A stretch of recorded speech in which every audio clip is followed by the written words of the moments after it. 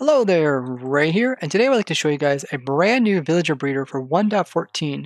Just in this snapshot, they went ahead and fixed it so that villager breeders are now possible again, but because of the 1.14 changes, they have completely changed as well. I'll be going over all the changes to the villager breeders and showing you this design that allows you to make large amounts of villagers relatively easy, so that you can get back to doing your villager trading and get tons of great loot. We did a lot of this testing during our snapshot stream, and it was a lot of fun. I really enjoyed testing stuff out with you guys. And if you would like to take part in those, they are Wednesday and Friday nights at 9 p.m. Eastern Time. This is a new villager breeder design that I came up with. You notice it has a lot of features very similar to my previous design, but with changes to 1.14, you can see there's also some differences as well. So what we got the pairs of villagers inside of their cells. They're sitting on top of a post, which puts them up a little bit higher. And we have each pair in their own cell, and they're spaced out so they won't be throwing food at each other. Up on top, we have beds. So for the villagers to breed, they need to have at least 3 beds to consistently breed. You can place down like 2 beds and they'll breed, but if you want them to consistently breed, you want to have 3 beds per pair. So we have here is a bed here, a here, and these 3 beds are going to these 2 villagers. And then these 3 beds over here are going to these villagers, and then these 3 beds over here are going to these villagers over here. And you can see they're giving hearts because they want to breed, and when they come up showing the little angry villager symbols, it means that they're having problems, which normally has to do with them not finding their bed. So you can see how these guys are putting off hearts, and then these little angry symbols are coming above them. Now the villagers do not need a workstation, they don't need to sleep in their beds, and they don't need like a bale either.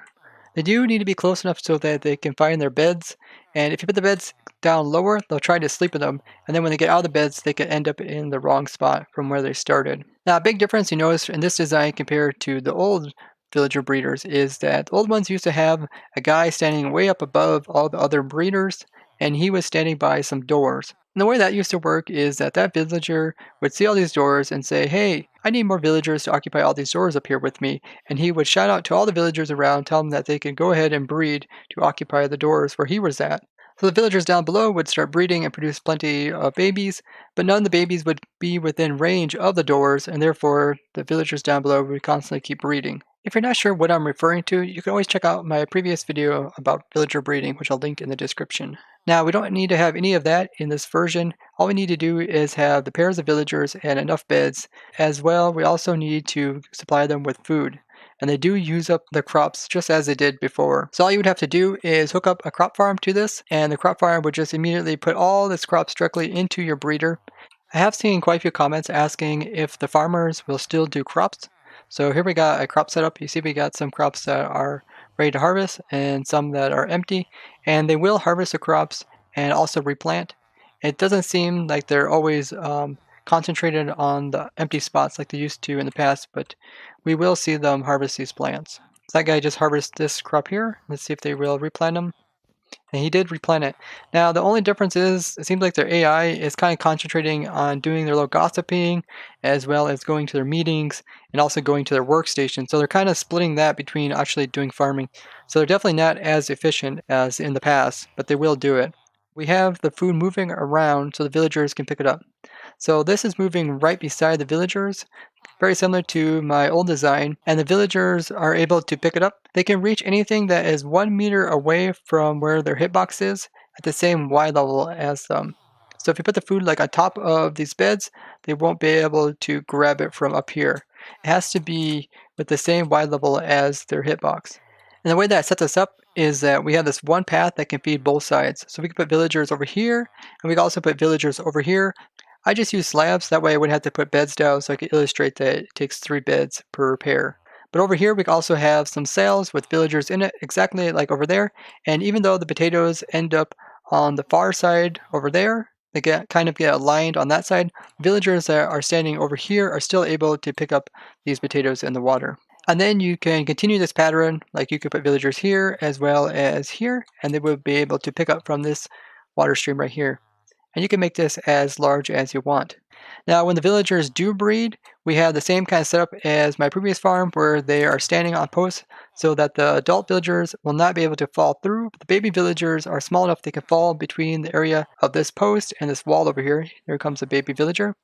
And then I use the same kind of stream as I designed for my previous design where we wash them along.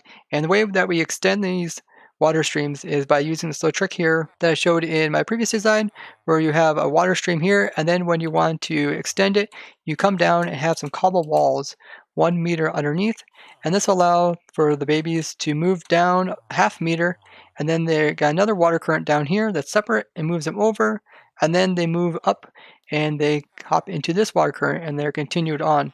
That way you can extend these breeders out as far as you want. Then at the end here, what we have is we just collect all the babies from all the different rows and we move them all towards the center and then we drop them downwards. This is really important because the villagers can try to steal beds and that can cause a lot of problems. If the villagers do steal the beds, then the villagers here will put out those little angry symbols that I showed before and they won't be able to breed.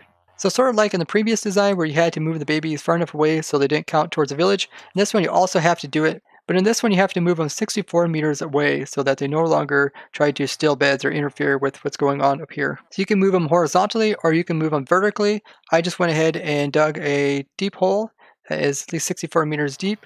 And I just let all the villagers fall all the way down here on some slime blocks, have them just sitting here. And you can see these guys are trying to breed, but obviously they don't have enough beds to breed.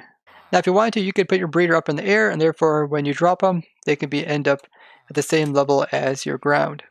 It's also good to fill in the gaps between the glass, so if I would leave this block here missing, the villagers as well as other mobs will try to pathfind between the corner of blocks, so they would try to pathfind out of here, and by filling this in, they just won't try to pathfind, which will make it a bit less leggy. Now you don't have to use glass here, you can use stone if you want to, and the beds themselves don't actually do any kind of suffocation to the villagers. So even though this bed is directly inside of his head, you can still see that the actual hitbox of the bed is not interfering with their eyesight either. The red lines underneath of it, that way they're still able to breed with each other. So if you put a block directly inside of their head, where it would cover up those little red lines, then the villagers would not be able to see each other and would not be able to breed. Now, if you want to, you can put like a slab underneath of the villagers. This is something that Grandma Mommy showed us during our Twitch stream. And what that does, it just prevents them when they do try to throw food. It will kind of capture their food. And that is something that you can do because this villager that is on the far side of the food, so let's say the food is coming in here and it's getting aligned to the far side, way over there. This villager group that's over here consists of one villager that is close enough to pick it up. He's close enough to pick up the food that's over here. But this villager over here is not.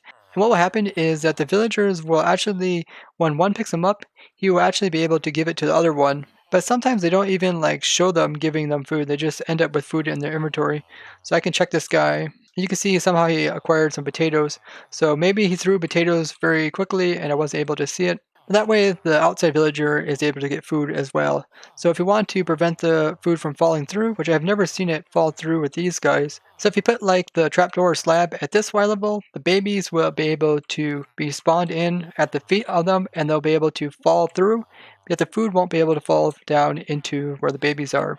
Now you can see since I've introduced some new villagers over here, these villagers have went ahead and stole some beds from these guys over here, and that's why these guys are angry. So the most important part about this breeder is to make sure you don't have any villagers that are going to steal away the beds from the other guys. So if you do notice this problem, just go ahead and break some of the beds and replace them, and then they'll eventually find the beds that they want. Now in this water stream here, you can go ahead and not use ice. Since they changed the way that water works, pretty much items move just as fast on waters as it do on ice, but you do need to have some ice when going underneath the spots without any water. So the way you set this up is that you push the villagers in, so you can have villagers a little bit higher like this, and then you can push them in, and once they fall in, they won't be able to get out. And then you can go ahead and remove the scaffolding blocks that you're using, and then you can put in the beds. So these beds will be associated with these villagers right here. And once they're attached to those beds, you can go ahead and add in the next villagers over here. The beds are easy to be placed in. When you place in beds, it's possible to place the top half inside of entities. So I can place it here and I'll place it directly inside of their heads. And the last one goes on top of here. And then we can give food to these guys over here. Now you see those guys are in heart mode and they produce a baby. So now we can put in another set of villagers. And those guys went heart mode and produced a baby as well. It's a really simple and easy design and it works great. You don't need to have tons of redstone or pistons or anything like that. All the villagers get into their positions, get their food, and the babies are produced. If you would like to look at this in more detail, I will provide the real download down in the description. I really like this design. I'll probably expand on it more in the future. A big thanks to everyone who came out during the stream, especially Grandma and Mommy, who did a lot of testing with me to do with figuring out how the villager breeders work. And if you guys would like to be there as we test this stuff, we do have a 1.14 snapshot server, and we will be streaming that this Friday as well. You can find more information down in the description. Remember, if you found this video interesting, give it a like, and be sure to share with somebody. And for those who haven't already subscribed, this is a great time. You can now subscribe for free. And if you would like notifications of when I stream, as well as when videos come out, go ahead and hit that bell button. And I would love to hear what you guys think about these villager breeders. You can tell me all that down in the comments. I'd like to thank you guys for watching, and I'll see you guys in the next one. Bye-bye!